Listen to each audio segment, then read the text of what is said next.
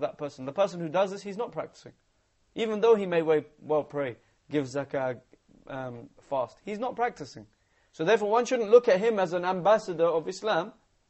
And controversially, one shouldn't say, oh look, these bearded people, this is what they do, therefore I'm not going to have a beard. Or these hijabi sisters, the sisters who wear niqab or hijab, this is what they do, therefore I'm not going to wear hijab. This is a misnomer from, this is a problem, and this is in fact this is a trap of shaitan as well. Okay, let's have a look at some of the interviews, some of the comments from some of the people on this topic. If we wanted to stop backbiting, I think we must start from ourselves by not to backbite the others, and it will be a very good solution by starting from between each other, advise each other to stop backbiting. By being closer to Allah and being satisfied with what Allah gave us, and we should love each other more, and not looking around to what Allah gave other people. Well, what goes around comes around at the end of the day. Like, I'm a true believer in karma. Therefore, anything you say about someone behind their back will eventually get to them, and people will talk about you behind your back as well. So ultimately, it's really inconsequential to talk behind someone's back. It's really useless. There's no need for it, because it'll just come back and attack you at the end of the day. Like, there's no positive thing that can come out from it. It's always good to be upfront with people and blunt with them, even if it means a confrontation. Because keeping something from someone, even like if you think it'll hurt them, it'll just build up negative emotion more and lead to something really negative at the end. So that's how I feel about it. It affects the relationships between you and God negatively, and with your friends, basically. Backbiting or backstabbing causes you to eventually start losing off your friends. I think that's pretty much a punishment on its own, you know. You end up alone someday. So there are very interesting points that they mentioned. Let's move on to the third way of how we can actually remove this disease of backbiting. And this is by preoccupying ourselves with our own shortcomings. And this should make insignificant in our own eyes the faults of others. And this is why Imam al-Hasan al-Basri rahimahullah, when did he die? We mentioned this earlier on. When? 110 after Hijrah. 110. This is a nice date to remember, because Imam al-Hasan al-Basri and also Imam Sufyan al-Thawri, they both died in this year, 110 after Hijrah. Why do we mention these dates? We mention them because then a person can connect to who this great scholar is. He's so close. He's only 110 years. He died after the Hijrah of the Prophet ﷺ. So he's very close to the Prophet ﷺ and the Sahaba. Anyway, Imam al-Hasan al-Basri rahimahullah, he said that we used to remind one another that whoever faults his brother on account of a sin that he had repented for it will be punished by Allah by falling into it himself. And how many times have we seen this? A person criticizes someone else. Oh, so-and-so, he did this sin. So-and-so, he did that sin. Backbiting in a bad way. Not advising, but in a bad way. What happens? 1 year later, 2 years later, Allah puts him in the same boat, and he ends up doing the same sin. That's why one should be careful about this. Is this a general rule, or...? This is one of the statements of or one of the observations of this great scholar, Al-Imam Hasan al-Basri. He said it's common, and I'm sure we've seen similar things like that. Abu Hurairah radiallahu anhu said, when one of you sees the dust in his brother's eye, but he fails to see the crud in his own. Now imagine, he's got a whole, big blob in his eye, but he can't see it.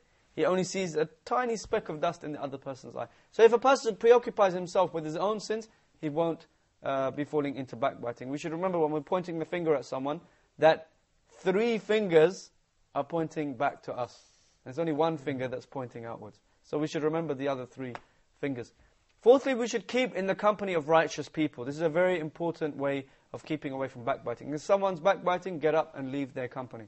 The Prophet ﷺ said, the likeness of a good companion and a bad companion is that of a person carrying musk and another who works the bellows. In other words, like a person who works with iron. The person carrying musk might give you some of it, or at very least you will enjoy the pleasant scent.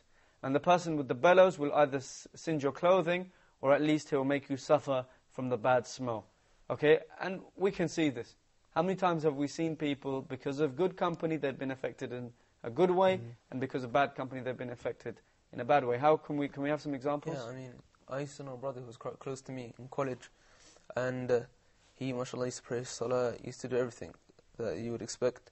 And slowly, bit by bit, he started speaking a lot to some of the people who, you know, are not even Muslim. He started speaking little by little. Then after a while, he would start How spending. did this affect him? He would start spending more time, and then eventually he stopped praying salah, and he left the group. SubhanAllah. I mean, this is an extreme example, because the Prophet ﷺ said, "Bain al-rajuli wal-kufri wal-shirki tarku as-salah." Between a man and disbelief and polytheism is leaving the prayer. So the one who doesn't pray is not a Muslim. And this is a very extreme example. Yes, brother, you have any? I know a friend of mine. He was with a good company, a religious group, and he was using to pray and go to the mosque. But actually, after a while, he got with a bad company, and he also He went astray. left. Many examples we can see. Conversely, have you got anything opposite of that? Yeah, I think, just simple examples as in, sometimes you fall into backbiting easily without noticing. But then if you decide to hang around with people who are very conscious of that, then every time you fall into it, they remind you, exactly. don't backbite, don't backbite.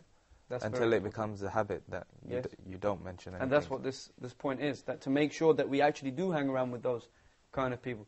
The fifth point, how we can stop backbiting, is a very practical one that we can all do as well. And that is to make a firm and determined resolution to stop.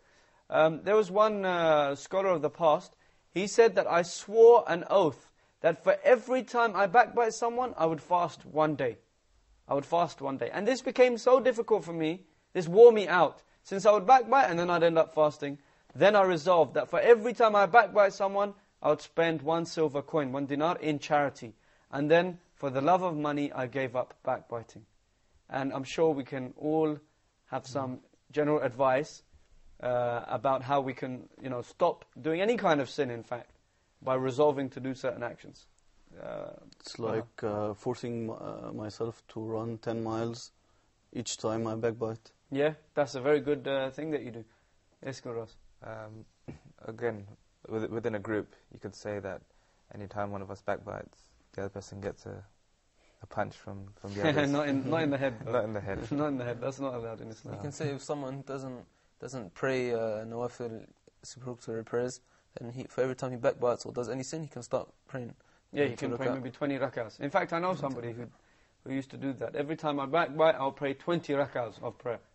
And the brother's character is actually very good, and you can see some of the things that he does for that. What other things can one do?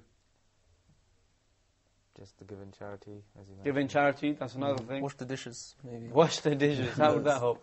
Because a lot of people, don't like washing the dishes. I don't like washing the dishes. So maybe if they wash the dishes, they'll be put off by that. Yeah, so every time I backbite, I'm going to wash the dishes, okay. Taking a shower with a cold water. Cold water shower. I mean, there's plenty of examples, and I'm sure the viewers can think of some more, inshallah. With this, we'll end today's episode, and in the next episode, we'll talk about some of the different times that we are allowed to backbite, and I'm sure this is quite an interesting topic, inshallah. We'll see you next time. Assalamu alaikum wa rahmatullahi wa barakatuh.